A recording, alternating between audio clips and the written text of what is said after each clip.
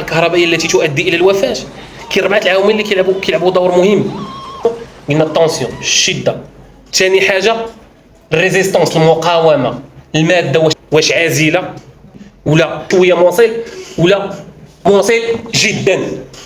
وهنا اكزامبل اللي كندوي عليه هو جسم الانسان. جسم الانسان موصل جدا.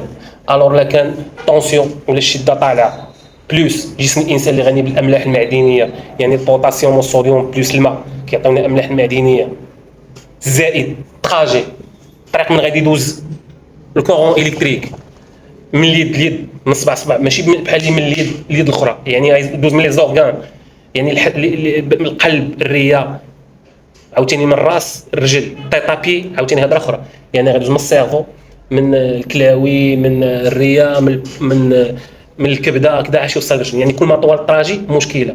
يعني الا كان طونسيون طالع بزاف بلو الماتيريو تري كونديكتور، يعني المقاومه ديالو ضعيفه بحال جسم الانسان اللي غني بالاملاح، بلوس طراجي داز من راس الرجل، بلوس دوغي دو كونتاكت، يعني تشدو الضم مده طويله، هنا وقع الالكتروكيسيون، الساعه الكهربائيه التي تؤدي الى الوفاه. واضحه الفكره؟ الكاتر فاكتور اللي كيلعبوا دور مهم في الالكتروكيسيون والالكتريزاسيون. وجسم الانسان من المواد الموصله جدا، كتبوا هاد 4 4